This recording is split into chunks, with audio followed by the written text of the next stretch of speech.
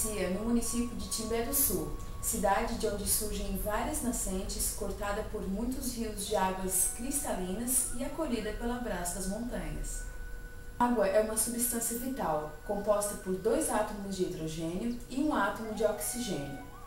Apenas 3% da água existente no planeta é de água doce e desses, 2/3 estão nas geleiras, apenas 1/3 se encontra disponível no solo, subsolo, rios, fontes e lagos. Então, a água pode ser considerada um dos bens mais preciosos da humanidade. Porém, 11 países da África e 9 do Oriente Médio já não têm água.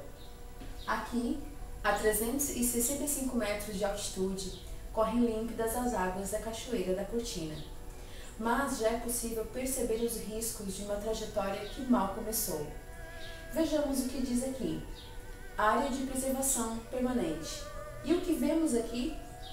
Reflorestamento com espécies exóticas ameaçando uma área onde brotam nascentes com um de nossos mais preciosos bens.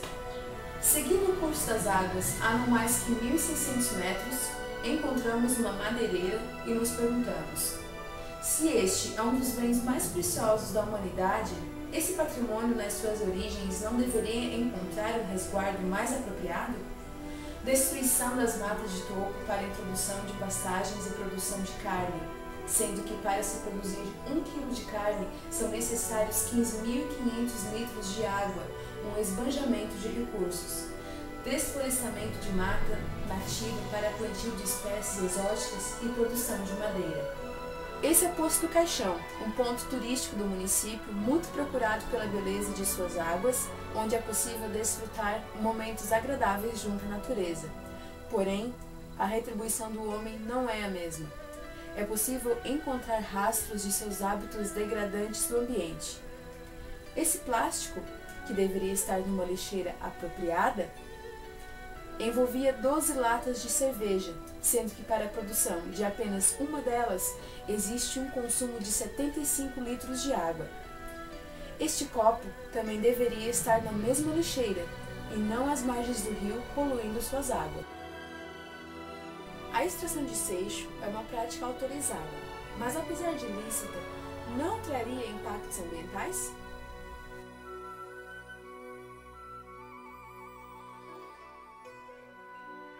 Assim como nos seres humanos, onde os olhos são protegidos pelos cílios, os rios, córregos e riachos são protegidos pela mata ciliar.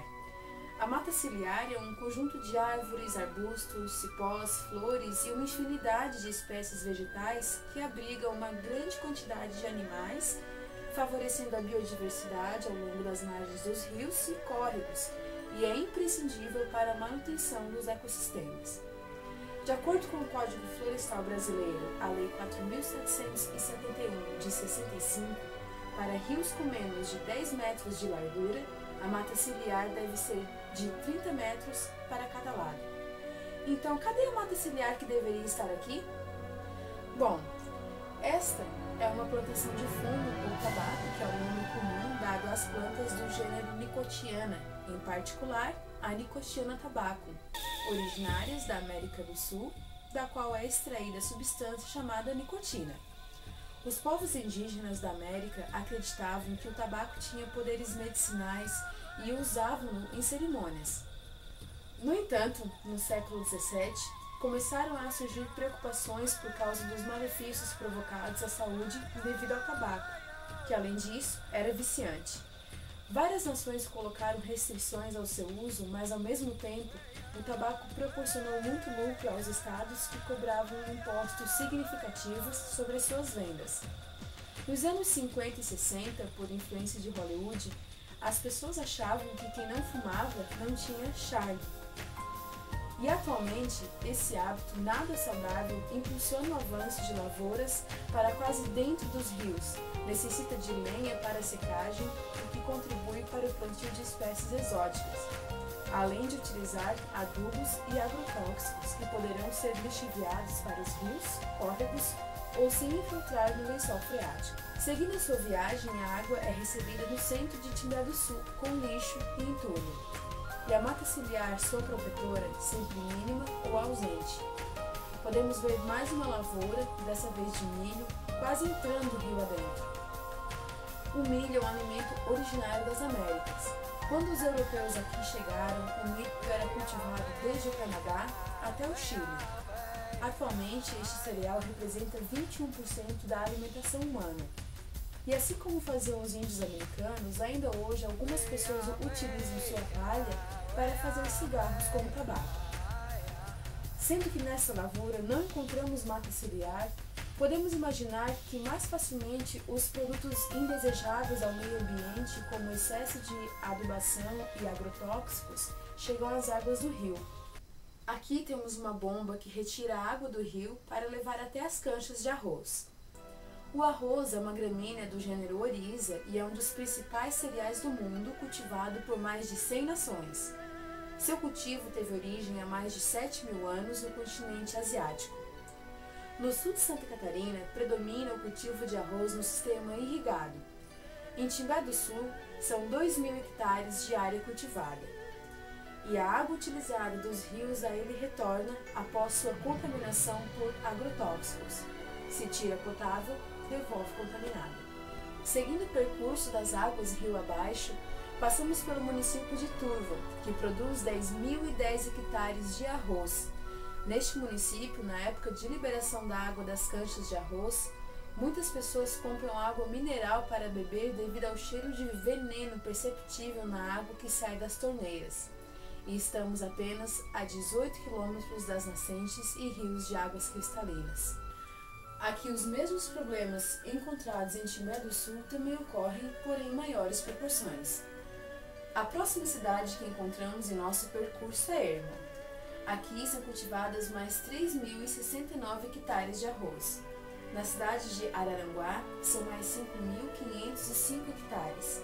E através da navegação aérea é possível perceber o impacto causado no meio ambiente. A paisagem foi completamente alterada e são imensas áreas sem o mínimo resquício de vegetação nativa. E na hora do seu beneficiamento, ao invés de obtermos o máximo de nutrição desse alimento, optamos pelo consumo de um arroz polido, que manda embora 50% do seu valor nutricional. Ou seja, se agíssemos de forma racional, poderíamos economizar metade da área de cultivo, aproveitando o alimento de forma integral. A água chega a Araranguá, município cujo rio que leva seu nome e que é o captor das águas de um grande número de outros rios provenientes da orla da Serra Geral. Nessa altura da viagem, outro problema pode ser identificado: o lançamento de esgoto doméstico diretamente no rio, fruto da falta de valorização de um recurso escasso. O alimento leva 72 horas para se transformar em fezes, ou seja, os alimentos que você comeu hoje, que podem ter sido arroz, milho e carne, só virarão fezes daqui a 3 dias. Cada ser humano produz em média 150 a 450 gramas de fezes diariamente, e 25% do peso das fezes são micro-organismos, sendo que muitos desses são patógenos, ou seja, podem ser a causa de doenças. A ONU informa que anualmente morrem 10 milhões de pessoas vítimas de tifo, dengue, malária, cólera, diarreia e esquistossomose, todas doenças que possuem a água como parte de seu ciclo. Aqui prossegue também o problema de ínfima ou ausente mata ciliar. Nesse caso, vale lembrar que a lei da mata ciliar vale tanto para a parte dos rios que estão na área rural, quanto para a que percorre as cidades. Na área urbana, a mata ciliar cumpre um importante papel.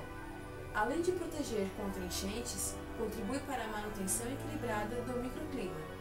Existe um projeto de fixação da barra do rio Araranguá, tendo por objetivo aumentar a vazão do rio e evitar enchentes.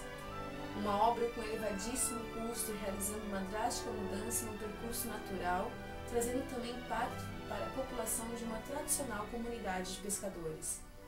Não seria mais coerente trabalhar em cima das causas, sendo uma delas o descaso com a mata ciliar desde as origens, do que executar obras impactantes como remendo às consequências causadas pela má gestão das águas? Ainda na barra do rio Araranguá, podemos testemunhar a presença de pescadores nas águas de um rio contaminado que desemboca no mar, perpetuando assim um ciclo de mazelas. Esse é apenas um dos muitos trajetos que percorrem as águas que desembocam no rio Araranguá. E o mais dramático é que existem trajetos piores, como os percorridos na região carbonífera, a maior responsável pela contaminação desse rio. Mas esse já é o assunto de uma outra viagem.